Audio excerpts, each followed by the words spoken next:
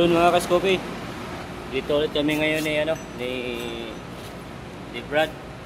Yung nagpakabit ulit ako ng yung pulley bago. Ito yung brand niya, Puso. Pinalitan ko bagong pulley dahil maluwag na. So ayun papalitan ni Brad. Saka kay Brad Perlis. Kani ba bro, pasabot mo awa. Isa pa siya.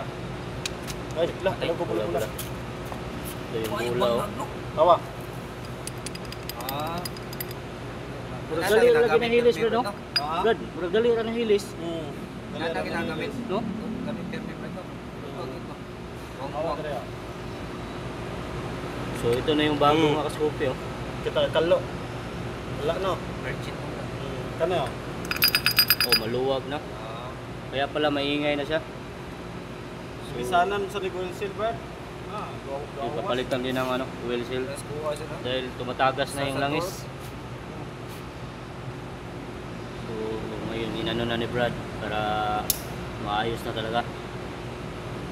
Si Brad Perlis. Yay, tapos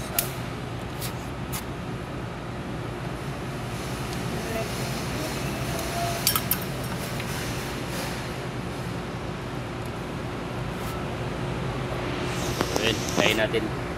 Tangtangon ni ko. So ayan, tinanggal niya yung oil seal na kaskopi. Kasi pinalitan siya dahil tumatagas na yung langis. At dito pala yung mga natin kaskopi, oh. Yun. Hello guys. This is Yun. Yung isa matigas, yung isa natanggal na. Dagan po ni Brad. Dagan Magana pa yan. Magana. Hindi na magana. Magana po eh.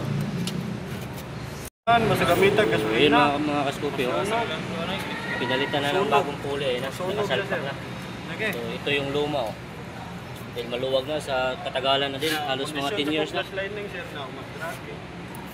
Kabit ni Brad.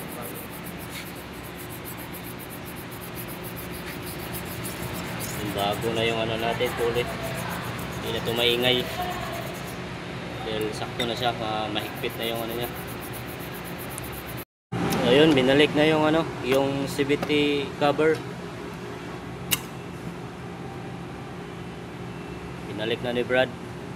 Dahil bago na yung pulley niya. So ito yung luma, oh. Ito yung pinalitan mga kaskopi. So sa sobrang tagal na din, mga halos mag 10 years na. So maluwag na siya kaya sa maingay. So pinalitan ng yung Koso na brand.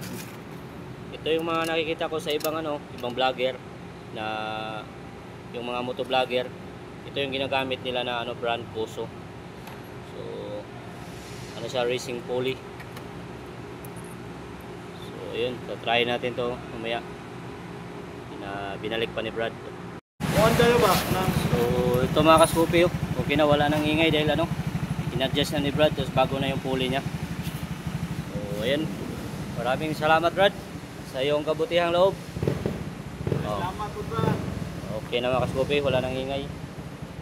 So yung pisa kasi pag yung matagal natin ginagamit, yun, nasisira din, halos mag 10 years na din siya. Kaya kailangan talaga siyang palitan. At wag natin kalimutan mga kaskopi, kung may gusto magpagawa niyan, dito lang kay Brad, kontakin lang ako. Sulit kay Brad magpagawa dahil sulit talaga. Thank you Brad, God bless. Ayun, okay na, oh.